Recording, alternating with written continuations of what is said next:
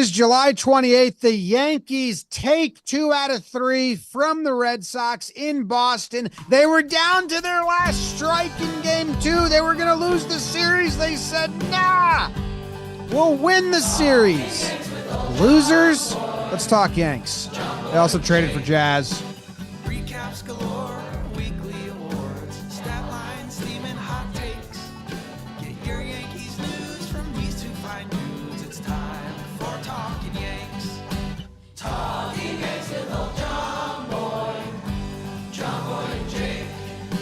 Talkin' Yanks with old Jahmai, and Jake. Hello and welcome to Talkin' Yanks. Thank you very much for joining us today. My name is Jimmy. His name is Jake. BBD is producing away. The show is brought to you by SeatGeek, where you can use code YANKS15 and get 15% off any tickets on the SeatGeek app or website. They rate every ticket on a scale of 1 to 10, and they use color coding system for you number illiterates out there. So green is good. Red is bad. You colorblind, they use numbers. 1 through 10. They have you covered. Check it out. It's pretty wild. Jake. Ken Burns says jazz and baseball, two of America's greatest inventions. And now they're both in pinstripes. Don't think about it too long. I thought about it a little too long. James, Davis, everyone tuning in. How you doing? How we doing? Jazz and the Yankees are playing baseball again. So, yeah, I think if you think about it enough, you can get there. Yeah. Doing well. We beat the Red Sox. We won a series. We lost the game in crushing fashion. Like you said, an out away on the second game that if we... Strike away. The sick one I was running through my head, which we don't even need to mention this. But, I think especially with the trade deadline approaching and the value of depth and how important each player is in a team, like going back to when the Red Sox were peaking, their outfield defense was gross. Like, remember they had that all gross outfield they were running out there, JBJ, Mookie, Benny. Like, if they had that outfield out there, does that ball get caught in the second game? And we're having totally different combos today. So that's where, especially as we talk, there will be a little deadline smattered in here. Jazz and a lot of guys fits right now. Every little thing matters because we were so close to so much sadness again, and yet we're higher and mightier than we've been in a month and a half. Every little thing is going to be all right. Okay. Whatever. Yeah, man. The state of our brains was really on the line here for game 3. And I'm full blown delusional. Right. So this always happens where I'll put my a stake in the ground and say, I'm positive from here on out, and it'll last as long as it lasts. Right. Because, I like being in the breeze. I like being, just highs and lows. I don't like staying in the middle ground of fandom. That's what fandom's all about. And I'm pretty high right now. And I'm convincing myself of all this stuff. And I'm telling myself how good we're going to be. And I look in the mirror, I see Aaron Boone. And it's just wild. And I even have the narrative that from here on out, they're going to be awesome. I'm sorry to cut you off. You said, I look in the mirror, I see Aaron Boone? Because I'm just like, it's right in front of us. We're so good. Okay. We're playing to our potential. Okay. There was no need to worry. Jake sucks. Stuff like that. Cut your hair, Jake. Yeah. Yeah. So I already wrote the narrative. Oh. And that it is when we look back on the season, when the playoffs come and they've won the division. Right. And we look back, the narrative will be, man, that Fenway to Fenway stretch, that was ugly. So we just bookended it. We went to Fenway. The season turned to shit. And it's a little like a body switch movie. Like you can't go back to your normal self until you do the thing that you did that got you switched. And it was play baseball in Fenway. So now they did that. They righted the course, and we're good from here on out. The schedule softens up after like August 6th. Pretty nice. They're going to go trade for 12 relievers, according to John Heyman. So, I don't know. Yeah, you got it all there. World Series bound. And yeah, I'm interested to see where we are. You know, I believe there. My most obnoxious thing I'm hoping to tell Aaron Boone, who, by the way, we're having a live event August 5th, T Squared Social in the city. We're still got tickets left. It's Monday, August 5th, 5:30. And that's right about the time the schedule softens. Right. So that's where, we're heading to Philadelphia. Not that I'm thinking about that, but I'm hoping the obnoxious thing that I'm going to be able to lay on Booney is, one, my body in person, and two, I'm hoping that to say, like, because he's going to be all, yeah, it's baseball. We stayed the course. We had a tough go, but we stayed to it. I want to be able to point to the day of the Jazz Chisholm trade and be like, something happened. You guys did something, and the result of that was change. Because that's the one little inkling that's missing in all that. Because I get staying the course and let's show up to work the next day. You can still do that, but you can change things too when things are really bad. And I, as Aaron Boone, would respond and say, bad shirt.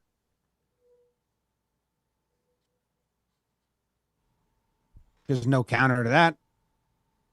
Are you saying Gleyber got better when they benched him? Bad shirt? I like your shirt. It was one of the best shirts we got. I was Boone. Yeah, I was Boone. You kind of funked the funk there. That was what Boone would say. It was a little funk. We just insult you. He likes basic. They traded for a guy who can steal everyone's job. Verdugo, Like slumping, that. You're out. Right. Gleyber, slumping, you're out. Oswaldo, slumping, you're done.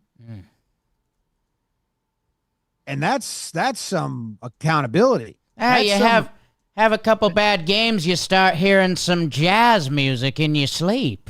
Yeah, that is not job security.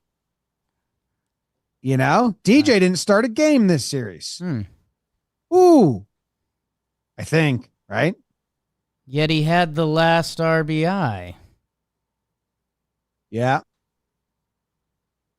No, he did not start a game. Okay, so job security, be damned. I do really like that about the Jazz signing. And if you didn't listen to our trade reaction, we talked about the Jazz at length there. This is going to be more of a series recap. Obviously, we'll touch on it, but we did do the whole signing contract that. But I do like that the versatility in the youth just allows him or them to bench people.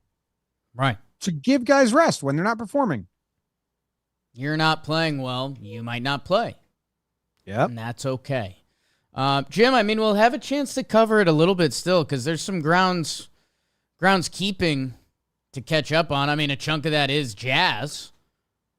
I got groundskeeping. Dude, I have a bang-up episode. I got groundskeeping studied. Yep. And I have all these notes and fun facts of stats that if we don't get to it, I'll just rip them all individually I'll sprinkle them out as we go. BBD will play the noise of sprinkles sound effect. Okay. Start cooking, chef. Okay, here we go. Here's the grounds creeping. The Yankees DFA JD Davis. Never heard of him. Jazz Chisholm makes his debut. They traded for him. Jason Dominguez. He's playing minor league ball. He's a healthy player. Boone said that when he came back from Tommy John, he got going rather quickly, and they'd like him to get going rather quickly again. They're keeping a close eye on him. So that's what's going on there. He could be up, I would say, minimum. We'll talk about that later. Anyway, he's healthy. Stanton returns to the lineup. The next game the Yankees play tomorrow or today as you're listening to it. He's back.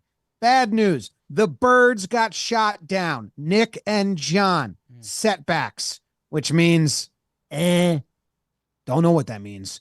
Poteet, he still might come back. Clark threw a bullpen. Boone asked how it went. He said it was nasty. They're ready to get him up. It seems like September, like 4 starts, then postseason. It don't seem like they're really rushing him. JT Brubaker, not a bird, also shot down, was hanging out in the sky with the other birds. He's got a setback. So all the coming at the end of the break, they all got setbacks, so like different injuries than what they had. So not good. I don't mean to laugh. Just kind of funny that like everyone had a setback. And it was weird that they were all going to come at the same time, and then it was weird that they all got set back. And that's kind of it. It's kind of all you need to know. Okay. Okay. Trade's coming. I would give your Dominguez timeline thoughts. I do think this is the time. See how Stanton goes. See how Verdugo goes. See how. I think we'll see how the trade deadline goes. Okay. Because they were in on Isaac Paredes, third baseman. Which means Gleyber's getting moved, or Jazz Chisholm's an outfielder if they're in on like a full-time third baseman. If they aren't able to land someone they think can play third via trade, and it truly is Jazz taking reps at third or Gleyber, that means there's more room for Dominguez to get in the outfield mix.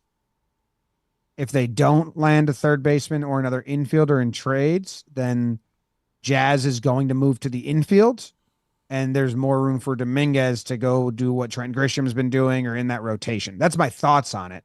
So I don't even know. I think the Yankees themselves need to see what they walk away with Tuesday at 8 p.m.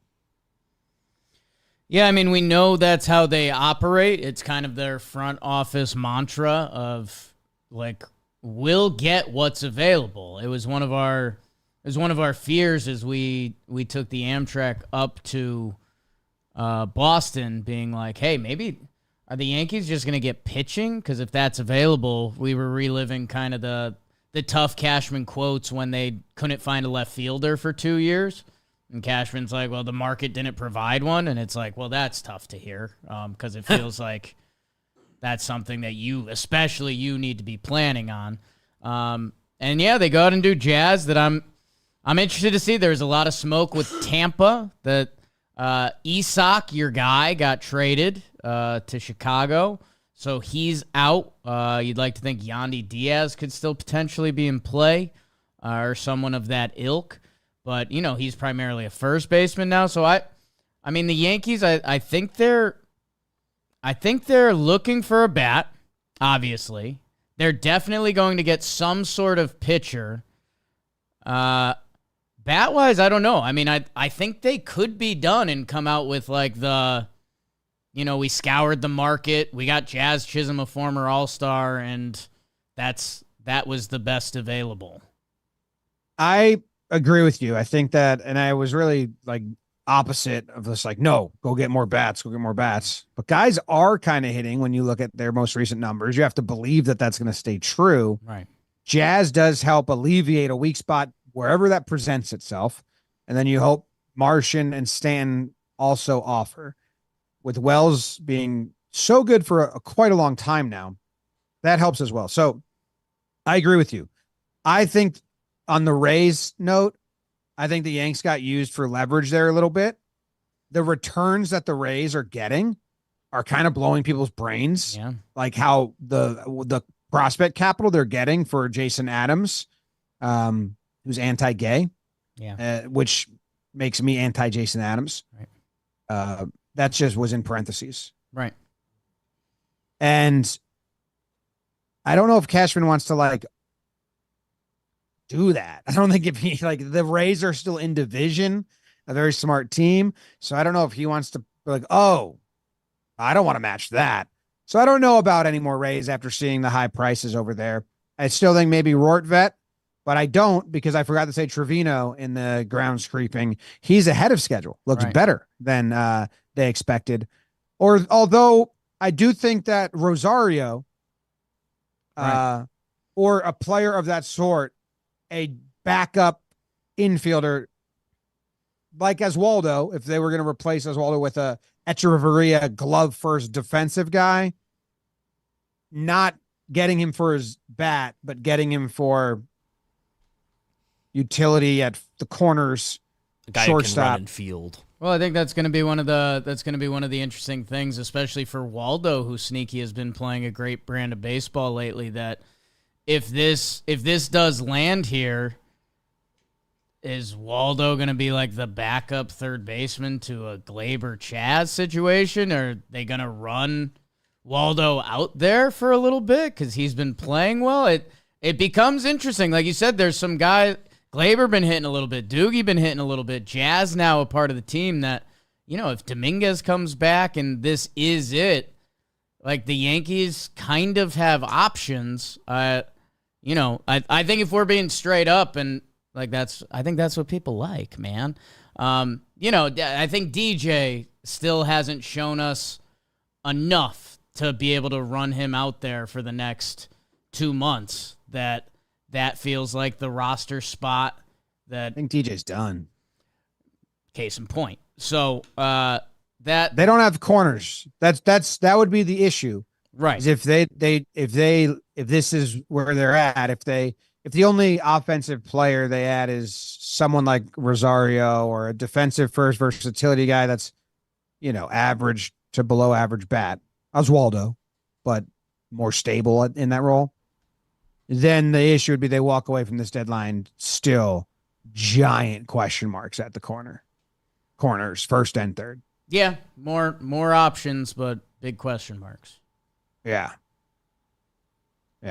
So I think what I would guess, and obviously we're going to be live Tuesday night. If anything happens, we'll be live. I think they're going to go get a starter and 2 relievers. Okay.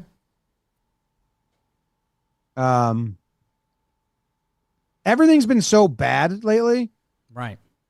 that it does feel like, and we'll dive into this on the awards and recap of this, but I just feel like it was my brain, and I was also traveling a ton and vacation, but it was just a cloudy mist of madness and anger, Right. and everything sucks. And now with some wins and with the trade deadline making you critically think about the roster and stuff, I have like the clouds have parted and there's been clarity, and some of that clarity is, oh my God, why am I not appreciating what Judge is doing as much as I should be? Yeah. That's one aspect I've had after this series. And the other is, holy shit, our starting rotation stinks. Yeah. Like, there's guys that I think can be good. I'll talk about that. There's guys that I think aren't playoff guys. Right. So because I was like, they don't need a starter for a while. They do. Yeah. Awards? Psych. Okay. It's recaps. Jim, let's get into the Burns. games that are brought to you by Amtrak, and that's what we took to go to the game. We went up there. Amtrak. There could have been weather. There could have been fireworks. Nothing was stopping that train on them tracks as we went up on Friday. Beautiful day up there. Everything was great except the end of the baseball game. But that It was wasn't such a nice day. that wasn't Amtrak's fault. Yeah, it was perfect baseball. Like, it was enough to just get a little lather before the game. But during the game, it was beautiful. And Amtrak can be beautiful because they've got their new group booking thing. So if you got a group, you want to go head up to the Commonwealth, you can save up to 60% off with a group of friends or family. Seats are super comfortable. Chill, catch up. There were times when we were chatting. There was some heavy Yankees talk on the way home. There were some times where we were napping. There were some times where we were clapping. There was one time we were zapping, but I don't want to talk about that. Amtrak, book your travel today. Click the link in the description. Go see a game or two. Amtrak. A beautiful night in the Commonwealth. I know because I was there. Thanks, Amtrak. Boom, boom, boom. Everybody say Bayo. Bayo as Brian goes against Nasty Nestor in the 6-1-7 Yanks could never take the lead in the first 5, but a couple shoelace innings where they kept tying it up. Volpe, Mr. Solo Dolo. Then a Grisham double and a Doogie sack fly, tied up at 3s in the 5th. But Nestor's shock absorbers are a little messed up because, man, he is struggling with the road. 4.2, 4 earned runs as Yoshida gives the Sox a 4-3 lead in the 7th. Oh, captain, my captain, the big man sends a 3-run homer onto Lansdowne Street. Austin Wells goes belly to belly. It's 7-4 Yanks, but it was no 7th heaven for New York as the bullpen gets bombed. Another heartbreaker. Yanks lose 9-7 final. Ooh, game stunk, man. It was actually, like, if you're a Red Sox fan, obviously it was awesome. If you're a third-party baseball fan, it was awesome. Like, they put on a good display of offensive baseball. The whole series, the first 2 games, they were crazy. But I'm glad Clay got out there the next day. It was just the feeling, and hopefully we've changed the tides. There was just no way. That's what I said after they took the lead. I was like, don't worry, Zoe, from We Get Ice, who's a Red Sox fans. This game is tied. So we all agreed. Yeah, everyone was like, yeah. There's a slight Fenway factor too. Like these first 2 games were full-blown Fenway games. And I mean, tonight was supposed to, but the Sox just quit on their team, I guess. I don't know. I'd check in on that. Nestor was not good. Nestor was not good. 4.2 foreign runs, 9 hits. Him and Stroh get knocked around. And then, yeah, I mean, you feel bad because, okay, I mean, this was a Fenway game. It was back and forth, but, when Judge hits that homer and Wells goes back-to-back on it, you're like, okay, 7 runs on the board. In my head, the good bullpen should be super fresh in theory because they haven't got a ton of opportunities of late. And then, yeah, Hill, Weaver, and Clay all get got.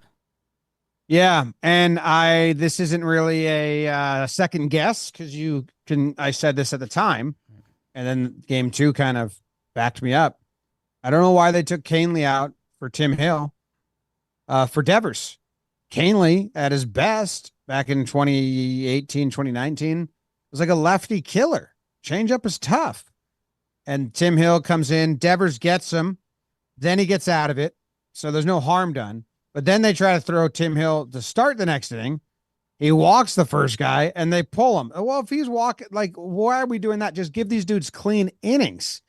And because of that, it just was like a domino effect of bringing relievers in at inopportune times. Like Weaver inherits a runner, gives up a home run. I thought Weaver looked good in the 7th.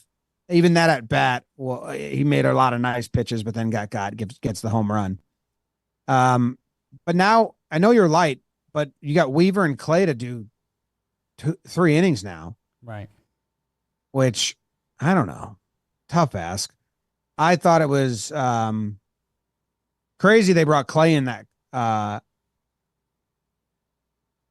quick.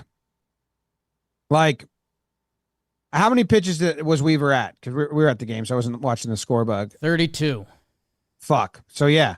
So the Tim Hill move kind of set up this whole domino effect for me of well, now we're in too deep and guys are just going until they leave.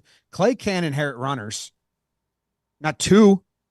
So, and Clay looked terrible. But I would have just kept Canely in for Devers. Yeah. And then give Hill a clean inning to go if you need, or whoever the guy is there. I don't know. Talkin. Yeah, I think there's 2. The other side of that is, Tim Hill has built a career on being a underarm sidewinder lefty reliever that if Canely got clipped by him, you'd say, well, you had Tim Hill up in the bullpen. I think the other thing that Booney would probably say is he's managing for the weekend that Canely's at pitch 22 there, that if he faces another batter, he's probably out for tomorrow's game. So I think there's a little bit of managing for the weekend in there. And that stinks. I guess I'll be interested to see where. Oh, well, that's where I think we're not giving Tim Hill enough minus points for walking the leadoff lefty when you're a major league pitcher and you're out there for that guy. That kind of sets everything up. Tim Hill, Canely, Devers, take it all aside. Clean innings. And then you avoid a lot of mess. Just let Canely get the next batter. He's 1 out away. Yeah. That's my point forever. But the Yankees, but I would still use Hill on Devers. I would either Hill, you can't come out to start that next inning, or you just have to get that guy. Yeah, but if those are your options, those 4 guys, it's misuse of Hill. Because you need him to give you more length. If that's your 4 guys, I don't know who was available. Right. Clay just can't inherit runners. Agree. It's not good. Canely looks sharp, though. He came in to clean up Nestor's mess and get the last out, which is just how they run the bullpen. Just get the last out. But anything else from this game? Volpe and Rice had that one play that led to runs. Then the Red Sox, they had a play similar that led to runs the next inning. I'm just trying to think if there's any other moments. Man, it was Fenway baseball. It's fun till it wasn't. Yanks get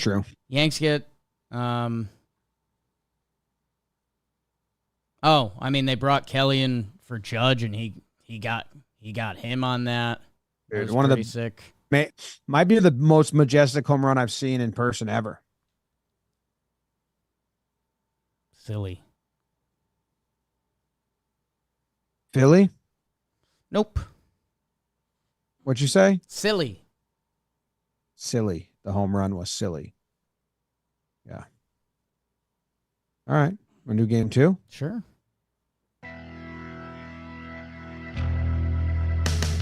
Marcus, you're our only stroke as the Yanks try to stop the bleeding against Southern Gentleman Coda Crawford. Top 1 SOTO Soto 2-run homer, and the Judge requires one of his own. It's 3-0. Nope. It's 3-3 as Stroh gives it up in the first. Oh, I think I see him in the seats. There's Waldo. Yanks get the lead. Nope.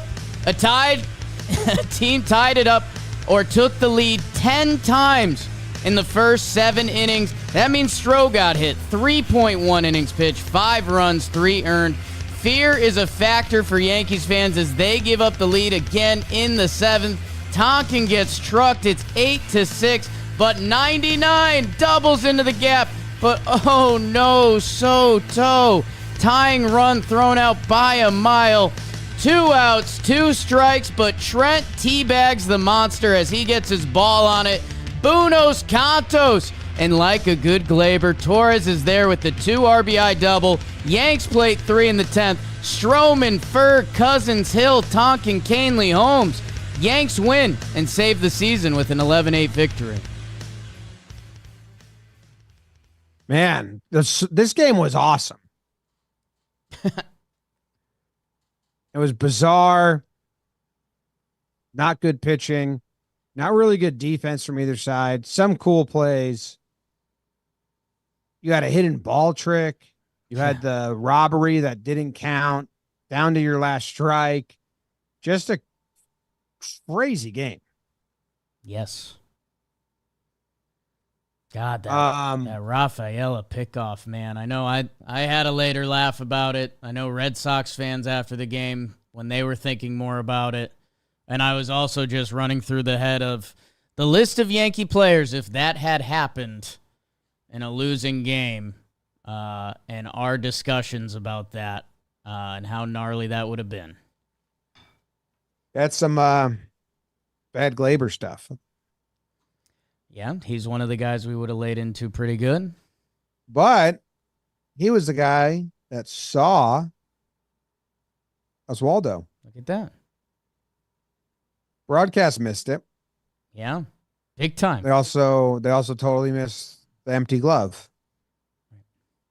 Too busy flirting with Damon and Casey Affleck. Yeah, that was kind of crazy, right? Like, because I mean, he catches it, and you're like, okay, that looks like a catch. But then a second later, you see his glove open, and he's sad. Listen, I don't want to sound like a total expert here. Sure. But in my expert opinion or my expert history, I went to 2 hours of broadcast school. Right. And the guy told me play-by-play broadcasters have to call the game off the monitor. Right. Because they have to see the same thing as the fans at home. The color commentary analysts, they can't watch the monitor because they need to see the things the fans don't see. Right. And I thought I was like, I love diving into broadcast. I thought it was beautiful, like perspective and understanding. Yeah. That dude wasn't watching the monitor because on the monitor is very big empty glove. And he's like, "Do they have it? Is he it?" I'm like, "No, dog. Yeah. Glove's empty." Yeah. It was confusing watching because you're like, he doesn't have, is there a rule we don't know? Like, you catch it and then you get knocked out? Like, what is he watching? It's a good effort, though. Great effort. Probably hurt. Yeah, it had to hurt a ton. It had to hurt. Yeah. Verdugo at leadoff. He gets himself 2 hits in this game. Or 3. No. 3. 2 the next game. And then Judge with a 6-for-6 night. Or on base 6 times night. Pretty awesome. But this game also had bad. Volpe had an error. Volpe and Gleyber dropped the ball. I think it was Gleyber. I don't know. It was a weird play. Stroman just did not allow. He just allowed the runners to steal on him again. Like there was Soto ran through the stop sign and was dead. There was still so many. Like I'm glad they won it because if they had not, the way I would be recounting these would be different. There was still so much just like, fuck, we are not a fundamentally sound team. Well, that's where I let out a little Jakey snort when you said this game was awesome because like I said at the start, I mean, even if Tyler O'Neill makes a plus play on that final Grisham fly ball, I don't think that was catchable. I was confused by that as well. It seemed like way above his reach. On the zoomed out, they only showed one good replay on it. And the ball does land at a catchable line on the wall. I forget if it hits I think it hit that Milwaukee sign there. But yeah, the one main shot they showed of it, you're like, okay, that's tough. But again, just having flashbacks to the plus defenders I've seen play at Fenway, that something like that can be the difference between game 1 being awful and game 2 being great. They also continued to play Soto so far off the line in game 2. Something I was showing you on the train. And it happened twice in this game where he didn't get to the ball in time and the Red Sox got a double. Yeah. Like, why are they playing him shaded to center so much? Thumbs up.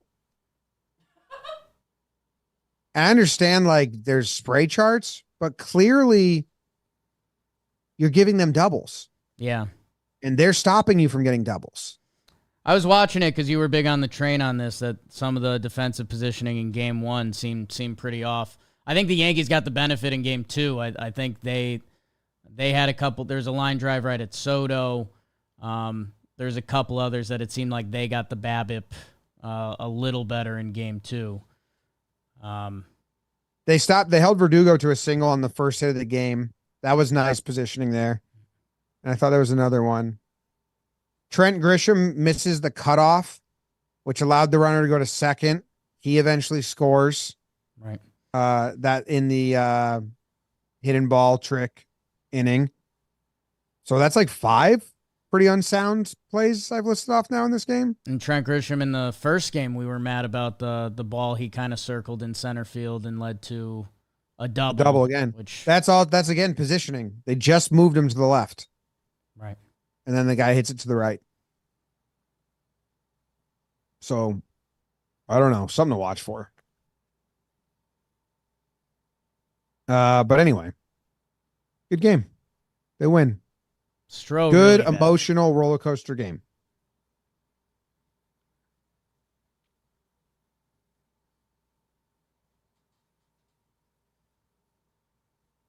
Game 3.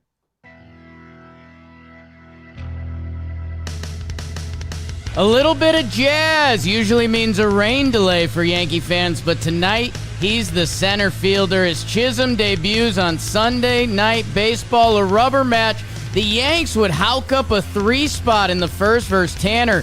Your facial hair is weird, LOL, as Tanner gets judged. RBI single. Gleyber is icy with the 2-out, 2 RBI single. It'd be 4-0 as Rice was ready for the sac fly.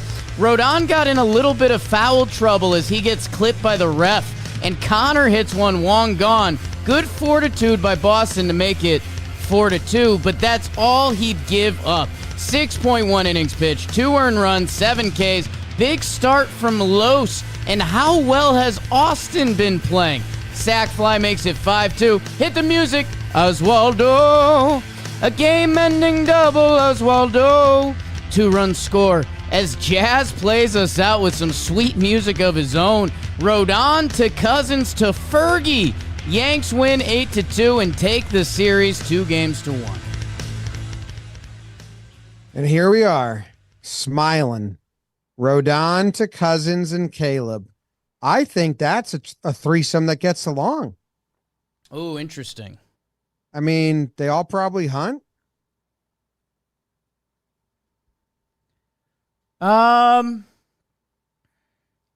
Cousins, Caleb. I mean, Caleb hunts.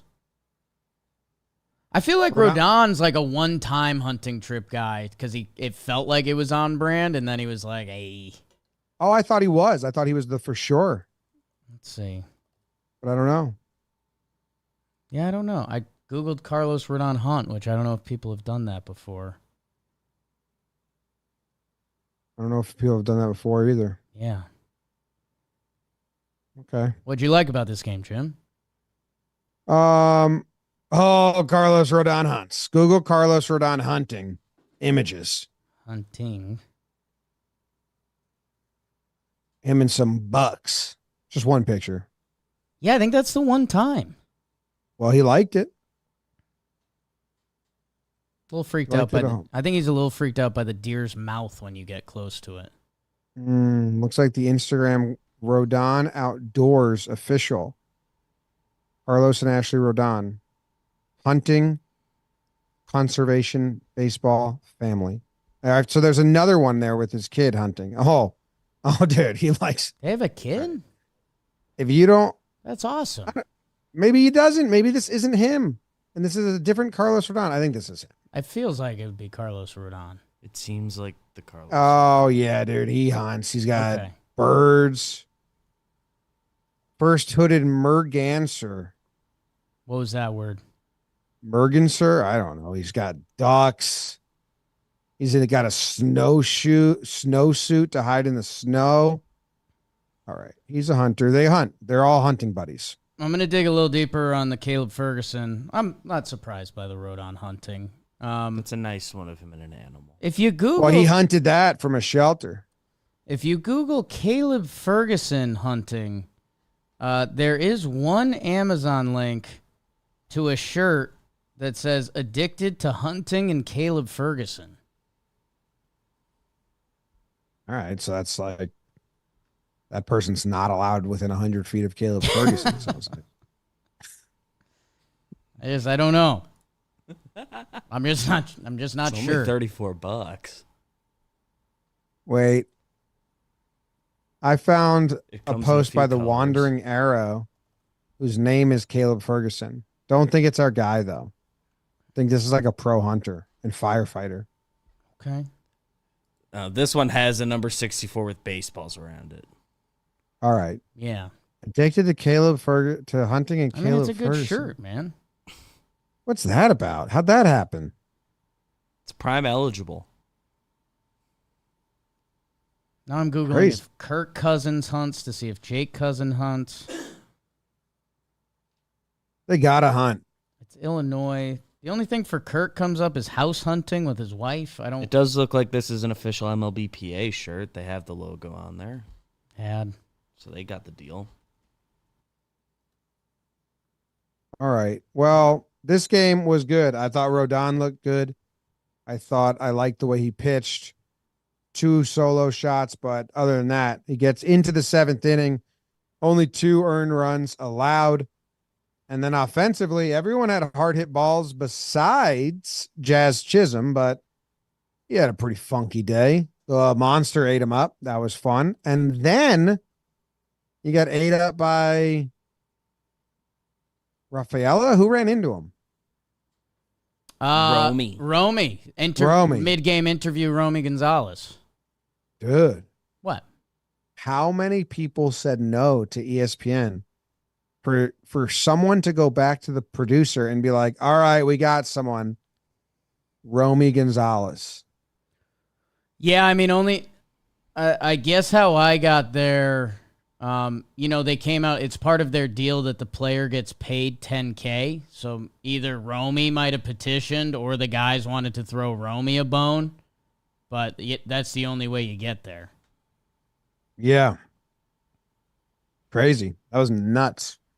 Good for Romy, I guess. They talked about his mustache the whole time. Oswaldo Cabrera comes up with 2 big RBIs at the end of the game. Gleyber, 2 big RBIs at the beginning of the game. And then a bunch of sack flies, which is cool because it feels like they're scoring runs even when they're not getting the big hit, which was something that felt like it was not even possible in past outings. Now, Fenway does provide offense and runs, so you have to see how this travels. But good game. No home runs in this game. And they put up a lot of crooked numbers. So, yeah, I mean, Rodon with the massive outing. I mean, that 3 in the first, I mean, that sounds a little dumb and obvious, but I mean, how big of a game this was for the Yankees and how nervous the late innings were in games 1 and 2, there's a sense of calm throughout this. I mean, when Rodon gives up the back-to-back homers and there's no outs, I think everyone got up on their seat there and was like, okay, so are we going to do a Fenway night? But after that, Rodon locked back in, and that Oswaldo double, man, I don't know if he's getting an award, but that was massive. That's after the Gleyber bum ball off a Weiss dog that everyone's like, how did he not score on that? That made that go away, and that made the game go away. It was really nice. DJ replaces Ben Rice, defensive replacement, DJ's new role. So, did they roll the same lineup all 3 games? Jazz Chisholm had. Well, he replaced Grisham in center. Did Verdugo lead off game 1 or was Gleyber? Verdugo led off game 1. So Verdugo, Soto, Judge, Wells. Yep. Were the first 4. Cool. Rice was at first every game. Did Oswaldo was at third every game? Yep. Volpe at short. So defensively, all the same besides Jazz replaces Grisham. Okay. Nice. It was like 3 days ago, Boone was like, DJ deserves all the chances. Right. Okay. Push comes to shove. No. 3 righties. I think that would be the only thing of note. Yeah. But now with Jazz added, it will be interesting to see. I'm interested to see who else is on the team in a couple of days. It's Wheeler and Nola Monday and Tuesday, so that's going to be fun. Yeah. But that's through the deadline, so we'll see. We'll see. All right, you want to pivot to awards? Yeah, I guess I'd say so. He'd say so. They're brought to you by Booking.com, Jim. Booking.yeah. This episode of Talkin' Yanks is brought to you by Booking.yeah. Summer travel is here. Went to Went to outside Dallas. Went to Boston. Going to Nashville in a couple weeks. Booking.com. They can take you to every fine American city, and they will hook you up with wherever you're trying to stay. Hotels, vacation rentals, a nice bed and breakfast. You find the right bed and breakfast. There's brownie points galore. This is so cute. How sweet. Oh, they leave tea and strumpets out. How nice is this? Whatever you're looking for to make your vacation nice, Booking.com has it. They are an official accommodations partner of Major League Baseball, so go book right now. Booking.com or on the site or in the Booking.com app. Pride of the Yankees. Pride of the Yankees. Pride of the Yankees. Yeah. Jake, you get to go first. Congratulations. Thank you. You're far too kind. Man,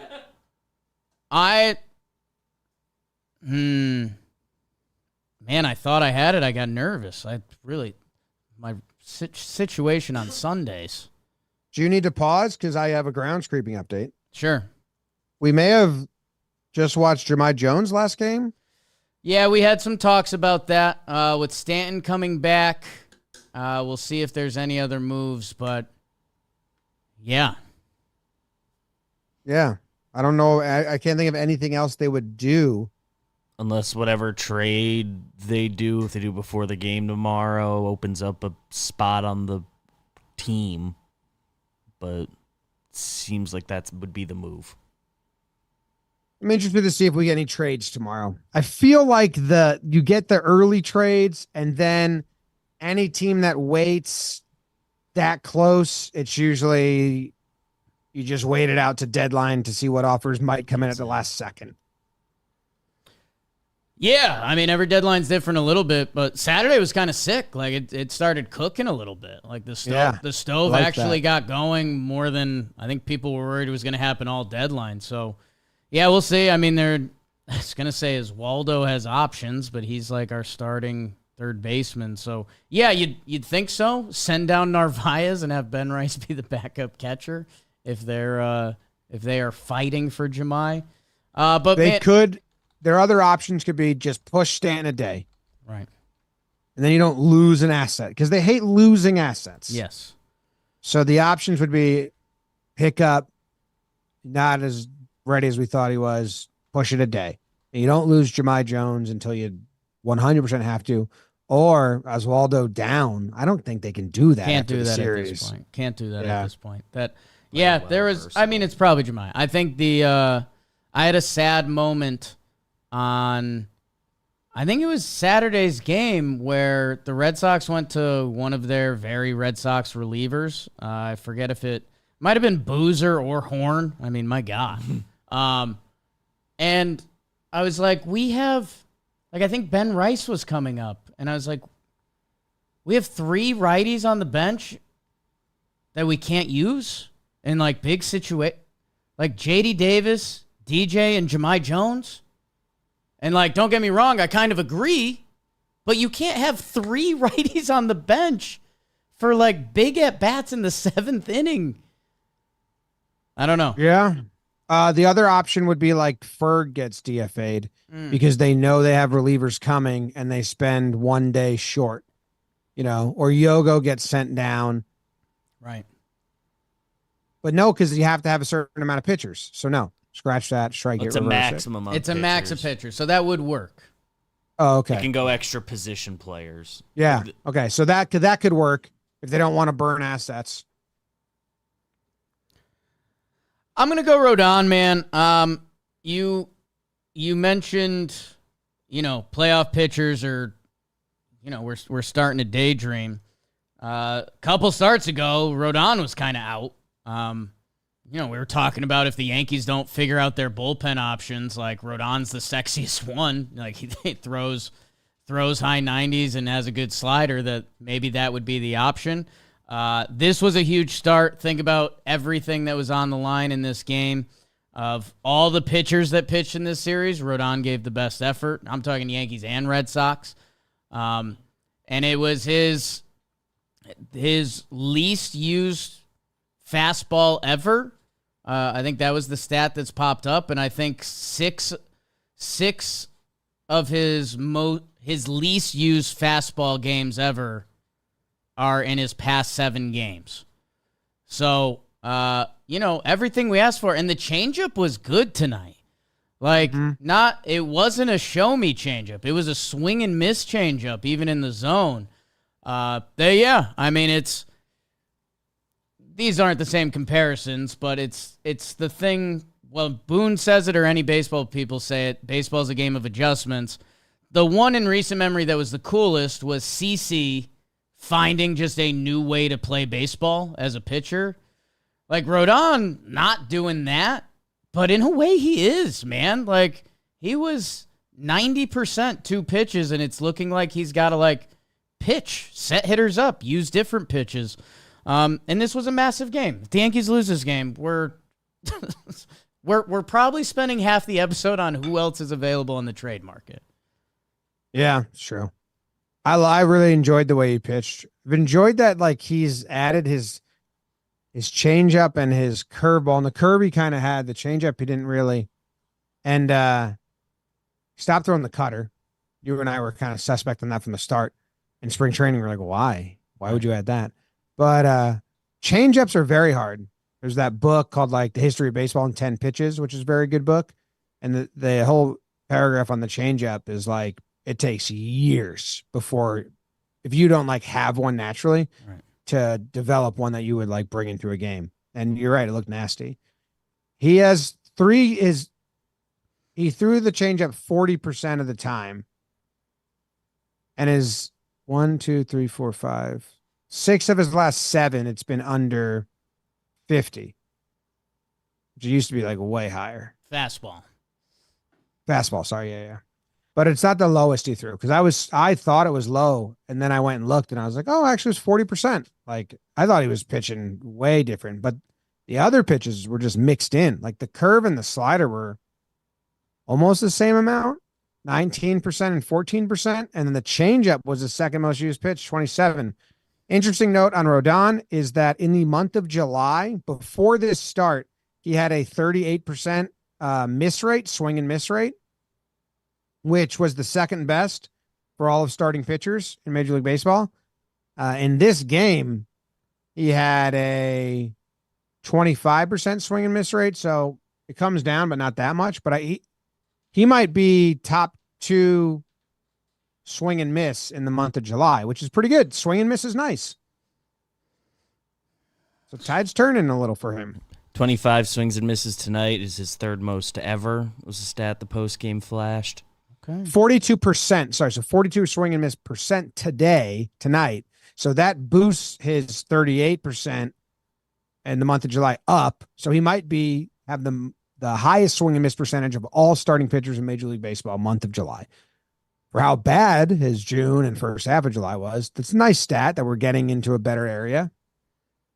yeah. You wonder.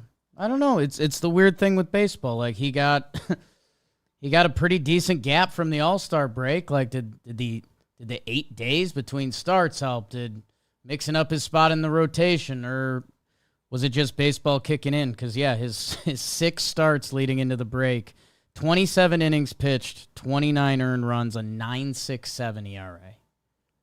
Not bad. Yankees just can't be medium. Psych, bad. Good or bad. They're like my fandom. They're helping you out. Good Pride. I was going to choose him if you did not. Thank you. It leaves me in a bit of a conundrum. Right. Because there's guys I want to give my pride of the Yankees to, because I am proud of them. There's big guys in their sleeper cells for pride this series. There's a lot of options. There's a lot of guys that participated in wins. I mean, Grisham's one swing Right. could earn him a pride in a different series. It's a proud at bat. Yeah. And a lot of guys had big RBIs, big moments. Sure. But I am not going to not give my pride of the Yankees to Aaron Judge.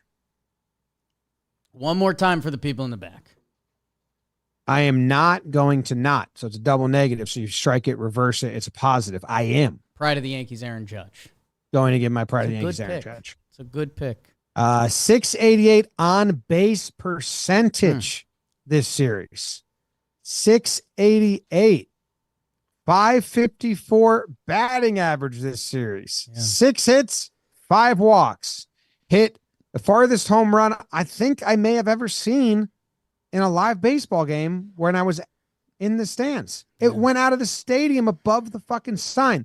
Then he did give us a little look. That was cool.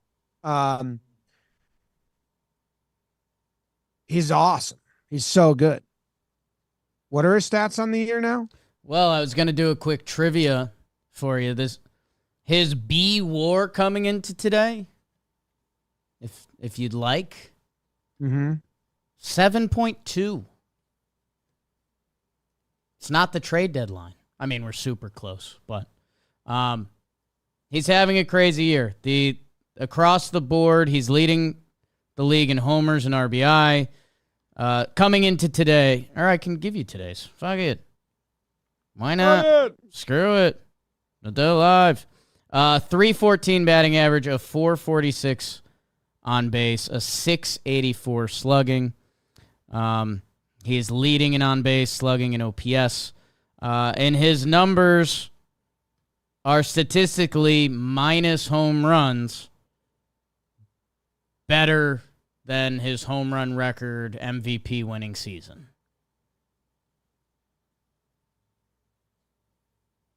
MVP 2. And as Ken Rosenthal noted, and we also know, dude, he was playing center field every day.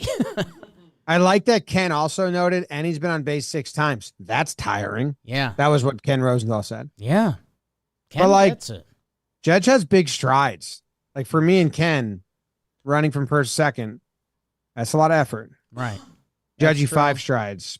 Just a walk in the park. That was the best part of the Romy Gonzalez interview everyone's talking about. He said, like, yeah, Judge runs past you. It's kind of like a horse. And it kind of is. He's huge. He's big. He's a really big guy. He was signing autographs. Jimmy was fighting for him. Please sign this for me. Please sign this for me. Please sign this. Dude, that guy asked me. He got kicked out of this. The guy got kicked out of the section. Him and his son were trying to just act like they had front row seats. They were waiting for autographs. Got kicked out of the section because they needed to leave. Fenway needs to do a better job. And he handed me his ball, and I thought he was asking for me to sign it for his kid before they left. Because oddly enough, people think it's weird. People do that. People ask Jake and I to sign balls. And we're not going to say no to like kids when they ask, but people are always like, what the fuck? Anyway. And he was like, no, not you. Can you, if Judge or a player comes over here, can you get this signed for me, for my kid, and then give it to him? We'll come back. And I was like, no. Yeah. No. No, I'm not going to do that. Imagine Judge comes over and he says, Judge, you sign this? Is for this kid. It's for this kid who left. It's not for me, It's I for swear. some kid that's not Now I me. sound like the 2 smelly adults standing next to us. Start smelling like them. If you're an adult autograph seeker, yeah, ask a loved one to check on your hygiene, because the hit rate of adult autograph seeker and smells like absolute shit and like piles of BO 100%. was 100%. There's never been a good smelling one. No, this is 100%. So if you are listening, and this is just it's like us being kind, ask a loved one to be honest with you. Do you need to change your hygiene routine? I'm not going to defend any of that because that really sucked. It's the worst part of our trip because there's just a ton of people hankering for autographs that weren't going to get them in our seats. Standing on Zoe's lap. One time, a larger person was really in Zoe's business, and that wasn't cool. It just wasn't cool. Anyways, the move in hindsight, I really respected for that guy, because end of the day, that guy was fighting for his son. Like he was all out. I mean, a little bit like too far, arguably, but he was doing it for his kid, so I get that. He tried to pull a really good one with the usher, and he pretended that they were his seats. He said, "Oh, I'm gonna go to the bathroom and come right back, and left the kid at the seat. Which, like, if you're leaving the kid at the seat, that's kind of like, okay, probably. And then he had like a moment of hesitation, and the usher was like, "That doesn't seem right. Sniffed it out. That does not seem right." So he was grinding. Oh, And she was the actress that played the wife in Field of Dreams, which was awesome. There's a guy in the seat in front of me at the game I went to, and the usher came over and was like, "Hey, can we see your tickets?" And he was like, "I don't know, my phone just has a green button and a red button. I don't got that." That got me laughing. It's a good line. They're like, okay, well, you or the kid have an iPhone that has the tickets. It's a good line. The goal on some people, you know? Yeah. All right. You Where are Yankee we? motherfucker. Yeah. Oh, wow. Yeah. Yankee MFer, huh? Yeah. A couple options. Pretty much a lot of pitching. Soto had a 167 batting average. Yeah, I know you wanted to give him your MFer, so I'll pass. Fib. I was guessing, not fibbing. You said I know. Right, I know that I'm guessing that you wanted to give it to Soto because of that low batting average. I'm going to go Stroman. Again, couple options there. But in a series where, we're debating some bullpen usage, bullpen length on a day after the starter also gets hit really hard. 3.19 hits. And he's only out there for 60 pitches, which that's pretty tough. So I don't know. I don't know if your MFer wants to open up a whole debate with maybe those two guys in play, but it's conversations to be had. Conversations. Nestor's, if you went Nestor, I was going to Stroman. If you went Stroman, I was going to Nestor. I think Okay. there was only two options. We paired him up. Clay. He also got a save. Yeah. Look good. He looked good the next day, so he got a chance to redeem himself. Unfortunately, starters don't get that chance. Not how it works. Usually. I stopped noticing Stroman. Mm. Like when he was good at the beginning, I was in tune with what he was doing on the mound. I liked the way he was attacking batters. It was very interesting and intriguing and weird and different, but I enjoyed following along. I found myself being like, what is he doing? I was that's just a hittable pitch. So that was upsetting to me. He did have some errors and bad defense behind him. But it was bad. Nestor, I just straight up don't have faith in. I don't know if they're trying to trade him. People are talking about that. I don't know if either of these guys are going to get a playoff start. You signed Stroman for a couple of years, so maybe you lean more that way. But Nestor's been not good. He's got the highest batting average against in the month of July for all starters in the American League. Not good. He has a slugging percentage of .642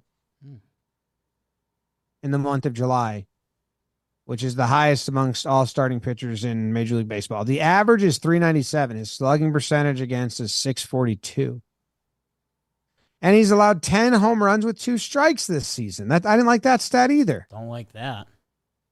Yeah, which is tied for the most in Major League Baseball. 10 homers on 2 strikes. We can change that. What's that? We can change that one. Change it? We can change that one. That's something we can work on. Yeah. Yeah. Be better with 2 strikes. Yeah. Can't throw meatballs with 2 strikes. Yeah. I don't know. Nestor, it's like when you don't have it, you have to miss the zone more. Because he's so in the zone. I think that's both these guys' problem. Oh, not Stroman. That's Nestor's problem. Is like I think you're he's got asking him to be like Stroman. Yeah, a little. I don't know. Yeah. I don't know, man. But yeah, just killed the bullpen. I know that it was also Fenway, so Right. and bad defense, so they didn't get the most help behind him. But the stats I was pulling up are, go deeper than that, which is why I wanted to find some. Yeah, it's going to be an interesting, if people haven't been following, there's been some Nestor rumors because he has the year and a half. And, I mean, straight up trade-wise, he would have more value than Stroman because if they're on a similar level, Nestor's cheaper the next year and a half. And lefty. That people daydream. I mean, it's a similar timeline to Monty. So if there were assets to be swapped there, it seems like Nestor could be involved in that. There's a Tommy Edman rumor, which makes zero sense to me, but that is Yeah. out there if anyone wants. There's some fun there because it's an injured Cardinals player for a Yankees pitcher. Both a year and a half. That they already been done that, and got hurt on that before. So I don't know. I mean, in my head, I guess it's tough because if you bring in a starting pitcher, like we've heard rumors about them talking to, some serious potential impact starting pitchers, you'd have to do something with one of those guys. Like we know how much fear the Yankees have of the word six man. That I don't know. I guess I don't believe in them making the starter trade enough yet. Because I think if they do, they got to move one of these guys, right? Nestor becomes long man in the pen for a little bit. I don't know. I think his left on lefts numbers are like. I mean, if it's really Yogo good. out there, you just do Gun that. bullpen. Yeah, I don't know if they do that to Nestor, I'm saying. Like, we did these debates before the season with Nestor, Clark. I don't know. Yeah. Clark's going to come back, but not for a while, it seems like. Right. Like They're at slow least a playing few that. weeks. I think they're going to Like line end up of Clark for the August. bullpen.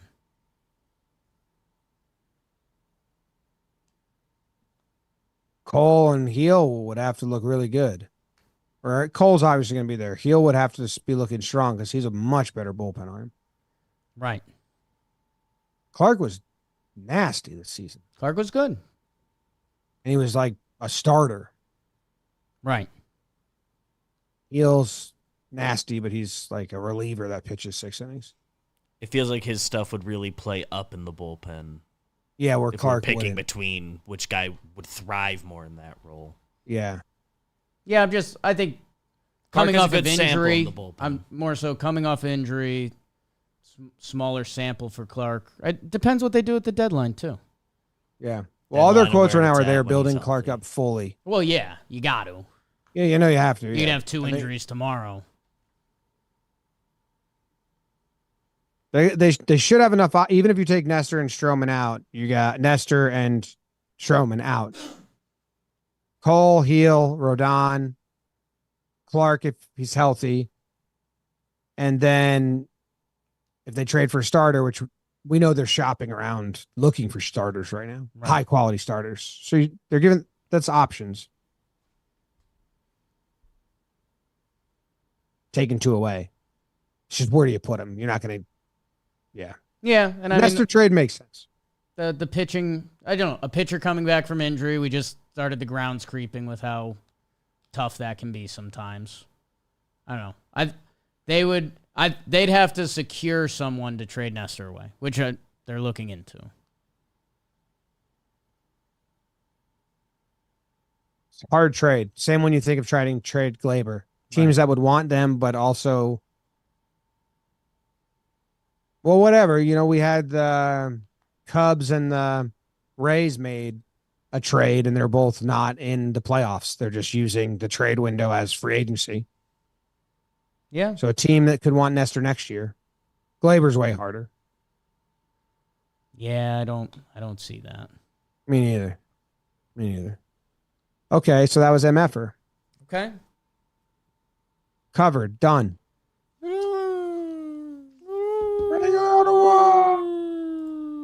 This show is sponsored by BetterHelp. Do you get caught up? God, social media can be tough sometimes. Spend too much time on there. You get envious of people. You leave yourself in a bad spot. start spinning up there, man, sometimes you got to talk about it. And therapy can help you focus on what you want instead of what others have. Start living your best life and give BetterHelp a try. It's entirely online, designed to be convenient, flexible, and suited to your schedule. Fill out a brief questionnaire, get matched with a licensed therapist, and switch therapists at any time for no additional charge. Stop comparing, start focusing with BetterHelp. Visit BetterHelp.com /Yanks today to get 10% off your first month. That's BetterHelp, HELP.com /Yanks. There's a link in the description. Where are you going to go? What's the theme? Long arms. Ooh, okay. Long arms. Wow. I definitely thought I had a few.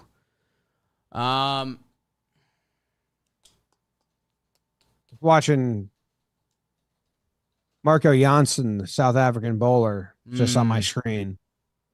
His arms were shockingly long. From shoulder to elbow, I think, was the length of my, knee to hip. Okay. We'll compare that at some point. I was watching some men's Cuban volleyball. They had a couple long boys on their team. Only Olympics I've caught so far. I'm going to go with the... Ooh. Long arms. The Sacrifice Award. Ooh, the sacrifice.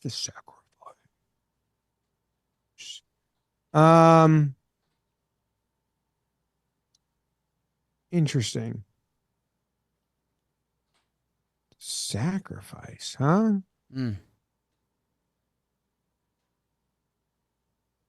I really don't know. It's tough. Been out a while. You're back. How is the sacrifice tied to long arms, tied to a player? That's what I'm trying to figure out. Right. Sack fly. You got to get thrown out. Slide head first.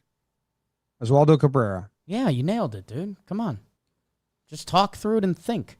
Oswaldo Cabrera. My guy Waldo. The last couple episodes, I've been like, man, Oswaldo's kind of been playing good. And I feel like every time I got in the stats, it was like, okay, I mean, it felt like I was reaching a little bit. And again, it's the expectation level of what is good. But Oswaldo now has some splits coming into tonight. The last 14 games he's played, 364 batting average, 405 on base, and 860 OPS. Like, that's legit good.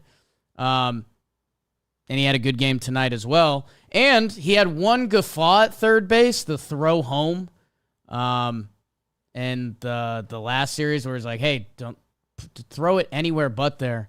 Oswaldo plays with life, which that might sound dumb. And it might sound like Oswaldo sucker stuff because people like Oswaldo because he's a cool, fun guy, and that's okay. His baseball at times had been subpar. At third base, he's been playing a nice 3B. He charged a lot of balls and made nice plays that I don't think DJ makes. And I think that I guess in my head, I have had the Yankees either getting another hitter, Isak, Yandy, like with those rumors going around, or either way, I unfortunately think Oswaldo is going to be the guy that's going to have to sacrifice the most, even at their current standard. I mean, Oswaldo's been playing a lot this year, and I think whatever the deadline presents himself, 80 games this year, I think he's going to have to sacrifice the most. Yeah, I'm interested. But yes, if they do trade for someone, or even if Jazz even right Chisholm is now, Jazz Chisholm's a third baseman, right? They go find ways in. Get the first baseman's glove on, Oswaldo. He's already played that position, but do it. That's your next area. If you go figure out if Jahmai's on the way out. We don't have a third baseman, right? Oswaldo kind of is. But he's just. Well, I'm saying if he's sacrificing, we don't have one. Right. So If Jahmai's out, Oswaldo might be pinch running for Ben Rice sometimes, like Jahmai did the other night. So Rice had that hustle double though. Yeah. He had wheels. Yeah. Oswaldo, I tried to look it up. It's a hard thing to search. Okay. Like when he's getting every day at bats, he has like a 2-week stretch. All right. He has played pretty well, but it's hard. I found a stretch at the beginning of May. He started May 1st, May 2nd, May 3rd, May 4th, May 5th. Maybe they had an off day. May 6th, or it looks like they had an off day, or he didn't play. I don't know. And then he played again until they had an off day. Yeah, like May 15th. And in that 11-game stretch, he had a 300 batting average, 433 slug, 767 OPS. And there was another one I found, but it's a hard thing to search because I don't know, off days and Right. other stuff. But his most recent stretch where he's been getting a decent amount of run, he's hitting again. It's a hard thing to do to be a part-time guy. I will say I read this on I think it was someone wrote it on the Yankees subreddit or somewhere. It was an appreciation post as Waldo someone put on the Yankee subreddit. It was like he's played every position basically. And guys that do that are not usually above average hitters. Nobody is. So Otherwise, if you're above average, you're playing. yeah, you're playing Yeah. and you have a position. Unless you're like Zobrist, or what they thought DJ was going to be. So he's not incredibly below average right now, even. Because the average offense in the league is it's like a 700 OPS. Right. I could also poop sandwich him a little bit because he got off to a good start, and then there's a bad middle, and now it's been good for a little bit. So I don't know, like that swing today where, again, this could have become a Fenway game again, and there were some base runners late, like that Oswaldo ground rule double kind of ended it. And yeah, 708 is the average OPS right now. right. And yeah, dude, it's just one of those comedy shows. He made a couple nice plays at third that it was like, they're not great plays, but it's an athletic young player making them. And you're like, yeah, okay, we don't have a ton of those around the field. Do I think that if DJ was the defensive replacement at third base in game 2 when Clay Holmes was pitching, that there's some base runners on and things get hairier? Yes. There you go. That was a nice Oswaldo, play. Oswaldo made a nice play. Wells made a nice play too on that little Yeah. swing and bunt. Young. Where are you going? A lot of options, so I wanted to wait and see where And you went. Oswaldo has long arms. Next. Oh, Yeah. I see how it worked I went out. with the longest armed Yankee for his body size.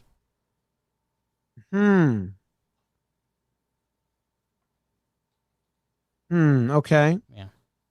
So a little bit of a layup. Time's a wasting. Time's a wasting. Yeah, it's a Johnny Cash song, June Carter. Mm. Well, I've got arms, and I've got arms. Mm. Let's get together and use those arms. Let's go. Time's a waste. Alex Verdugo.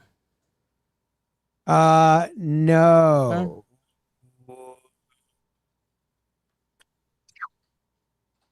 Gleyber Torres, Okay. Same.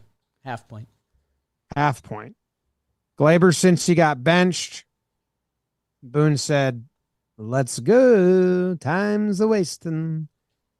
He went and hung out with Gio Urshela during the All-Star break and just revamped his hitting tool, dyed his hair Justin Timberlake style, and he's been hitting. Yeah. 870 OPS in his last 20 games or so.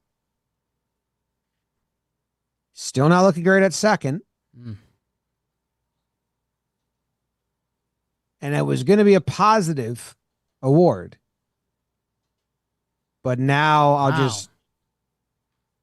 just include the most recent quotes, which I am a little nervous because I haven't heard how it was said yet. Yeah.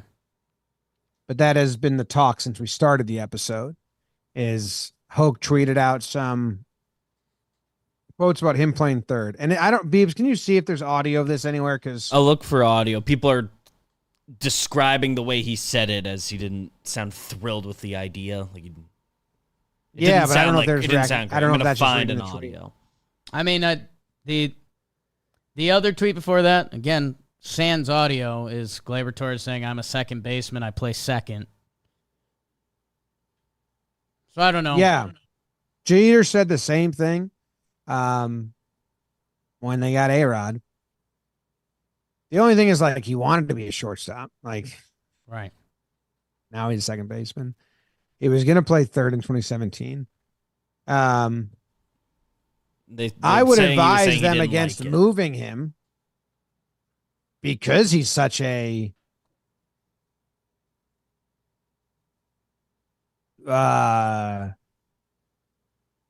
like cracked armor warrior. Like, if he's like got a crack in the shield, he's not going to fight. Okay. Like, if he's playing a bad shortstop, he's not gonna be there. If he finds out they were trying to trade him, he's gonna have the worst August in the history of August. If he thinks they're trying to trade him right now, he might crash and burn. If he gets moved to a new position and now he's got to struggle about learning that, and he's gonna be sad, puppy dog Gleyber at third base because he's being asked to do something new, then how's that going to affect him? He's one of the most emotionally connected offense, defense player or mentally player we've seen. So he's hitting well right now. Boone said he didn't want to move him. I'm guessing for all those reasons. And he was like, we'll try Jazz over there. But I don't know. I'd love to hear the comments before I actually like talk about him, but Jazz haven't currently located any audio. When Jazz Chisholm got asked if he would play third base, he said, yeah, same thing I told the Marlins when they asked me. Anything to win.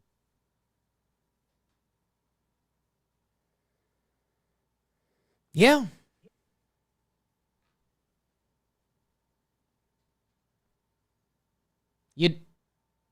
You'd think with the Gleyber quotes we'd have, you'd think there would be another quote that's easy to say. Like, you know, I'm a second baseman, but baseball happens. I don't know. You could say that's why I want to hear it, because you just got to think there was a follow-up. Like, he had a I'm a second follow-up. baseman. He had a follow-up of, like, obviously anything's on the table, but everybody is saying that the tone was that it sounded pretty clear he doesn't want to be there, but I have not been able to find a video of it. Okay. that's a happy award. I am happy about Gleyber. Right. You know, stop wasting time. Start hitting. Been hitting. Yep.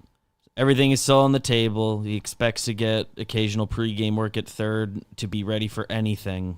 Sure. But he did not seem thrilled about the idea. I decided I hate it. I'm against it. Against what? Moving him there? These thoughts on Gleyber. Like, Gleyber does his post games in English, and I respect the hell out of him for trying to do that because he knows that connects to more of the fans.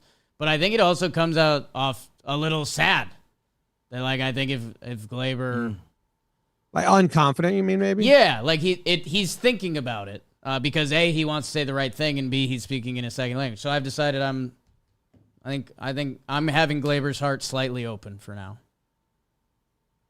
I agree with you. The follow-up there, I'm fine the fact that with there's a follow-up. Right. Oh, I need to hear him. So maybe I shouldn't even brought him up because it's a case where everyone's jumping on him, and maybe I will when I hear it later, but nah. So the award goes to Verdugo? No, because I was going to give Okay. Gleyber an award anyway for coming around after getting benched, you know? Right. Wake up, dummy. You're not paralyzed. Right. Okay. Dude, and he had big hits. Big hits.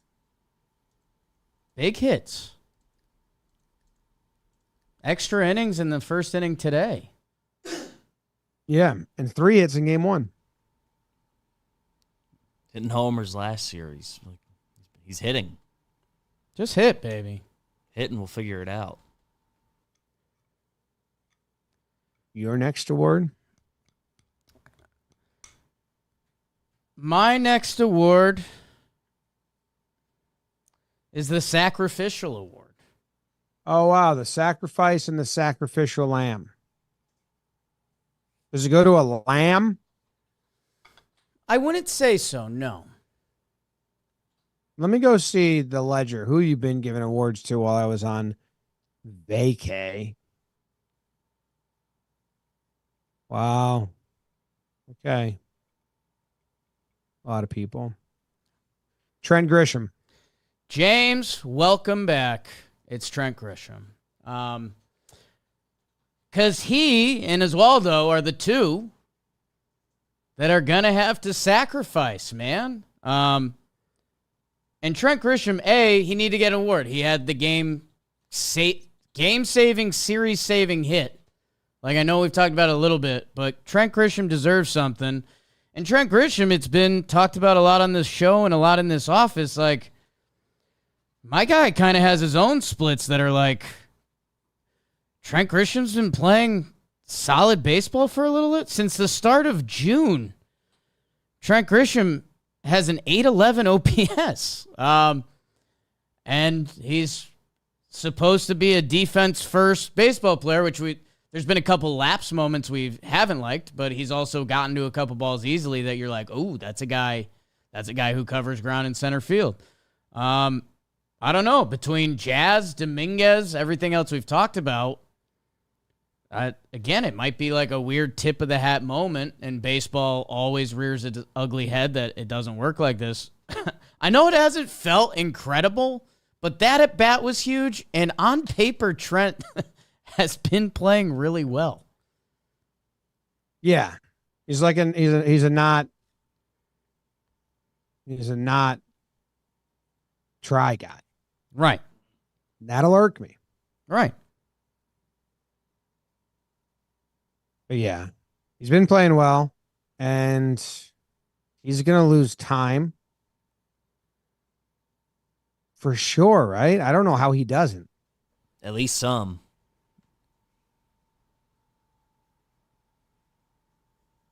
He's got to.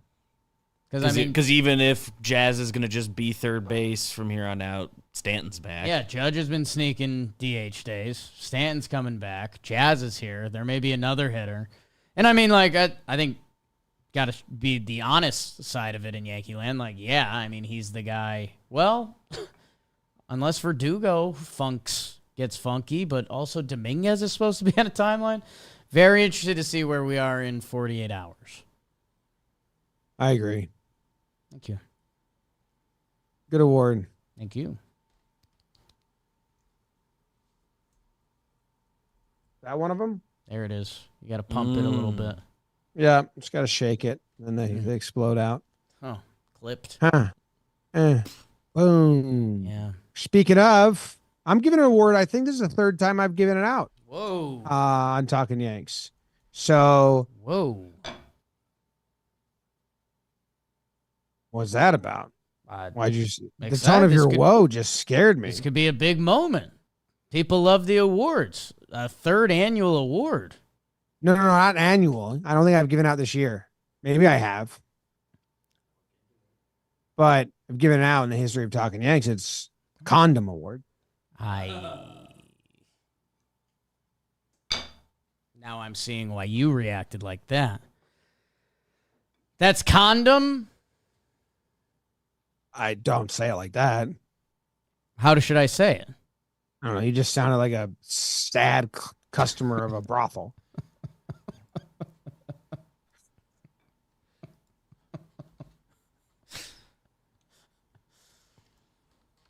Right. The condom award. God, for such a historic Talking Yanks award, I don't have a lot of leans on it. Who's won it in the past? The one I found was 2021. Giancarlo won it against Cleveland pretty early in the year. Do you search Trojan or something? Okay. Magnum. Okay. Some ads. Sacrificial lambskin. I thought this was a layup. I apologize. I might just guess. I'll go Austin Wells. Yeah. Yeah. Yeah. It's obvious. Why does Judge have a 500 batting average? He's getting pitches to hit. Why is Judge getting pitches to hit? He's got a hitter behind him. He's got protection. Austin Wells is a threat. He's getting it done. And he's a lefty, so now you're a righty facing Judge. Well, you're going to go after the lefty that's actually hitting next. So Austin Wells has the job. Like, if this continues, or, it doesn't have to be at this pace. I think he's actually at a crazy pace right now, but if this is who he is and it's staying, like, he's starting catcher and Trevi gets Cole games and day after night. This is a catcher with pop. I mean, this is a cleanup catcher. This is the new age of catchers. They tried to go to the DRS catchers. We don't care about offense. The rest of the league pivoted and they were like, actually, catchers hit now. Everyone needs to hit. Everyone needs to hit. It's like, It's late for that. So Austin Wells doing well by himself, also really helping Judge out. I had a friend I was talking some Yanks with. Nico lives, moving to LA. Good luck, Nico. And he was like, Yankees bad time. This was probably last week. And he asked me a question that hadn't been presented around the office. He's like, could Austin Wells be traded?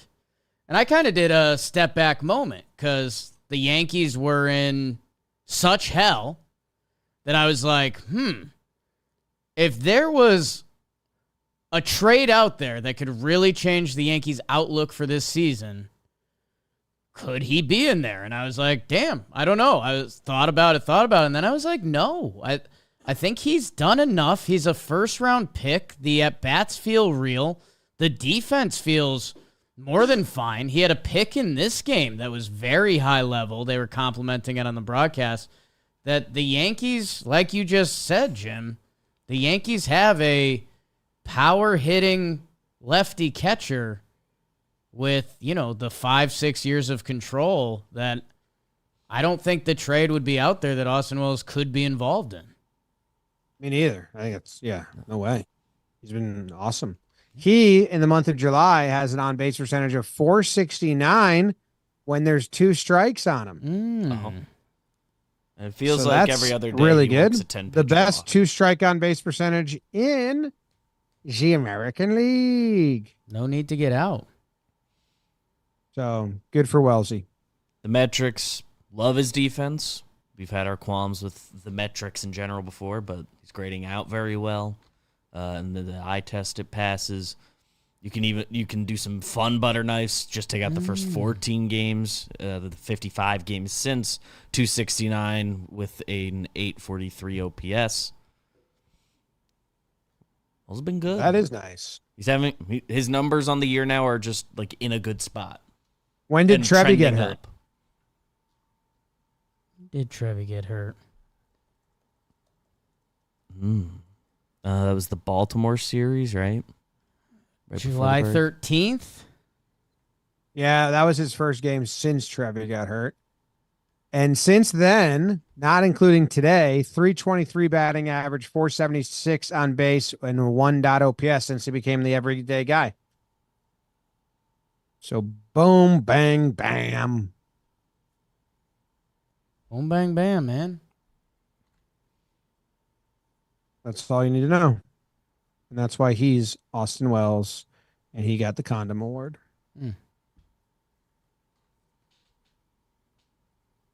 Yep. Do you want to hear my fun facts I didn't say? Rip him, kid. Ben Rice has a ground ball batting average of just 0 in the month of July. Yankees are an awful ground ball team. I actually have to dive into it deeper. Because they have like the least doubles on ground balls. They might have the least singles on ground balls. They might just, because they have no speed, Right. might just not be able to get hits on ground balls. Anyway, Jake Cousins has struck out 47% of right-handed batters he faced this month, which is the best in Major League Baseball. Oh, Ben Rice on base percentage, the third worst on base percentage versus righties this month. He's a lefty, so that's odd. Gleyber Torres is averaging 4.62 pitches per plate appearance against left-handed pitchers this season, which is the highest in Major League Baseball on the entire season, which is like Gleyber still has long at bats. The results just weren't there for a long time. Luke Weaver has allowed an on-base percentage of just 170 with runners in scoring position this season. Best amongst qualified relief pitchers in Major League Baseball. Clay, the opposite. What else do I have here? Oh, DJ LeMahieu, average launch angle of 0.3 degrees, which is the lowest in Major League Baseball, which is like straight into the ground. He also grounded into 10 double plays and 36 opportunities, which is the third highest among hitters. Volpe has a ground ball rate. Volpe has the highest ground ball rate on non-fastballs in the American League. So if it's a slider, changeup, sweeper, non-fastball, he's the highest ground ball rate. Changeups, 78% ground ball rate. And low batting average. So just puts them on the ground. Those were the notes I found interesting. Brought to you by Quest. Nice. Yeah. All right. We got Boone coming out, and then we're going to be live for the trade deadline on Talking Baseball's YouTube, right? Yep. Yeah. That Tuesday night. So we'll be coming to you every day. Unless it happens like right at the trade deadline, then we do its own episode after here. But anything before that, we'll do something. Are we talking with Boone Tuesday as well? Like we're currently slated for Tuesday. The Jazz trade happened. We told him kind of we'll let you know. Like if enough trades have happened, we'll go Tuesday. If not, I think we told him Wednesday. Yeah, it'd kind of be fun to just prod at him. Says, hey, Boone, we're just going to sit in silence for 20 minutes. You read your text out loud. Whatever text you get. We've been trying to do that up. Yeah. And 2021 looks like someone gave out the BBD was a weird kid award. That was me. Oh, you gave it out. And congrats to the Washington Freedom on winning second season of Major League Cricket. They were my pick. Goodbye and good luck. Go Yanks. Tell him, Grams. Go Yankees. I changed it to goodbye and good luck. Okay. I thought about the last episode before the playoffs of the Yanks get there, writing Boone like a farewell note that we read to him. Like all of our parting advice.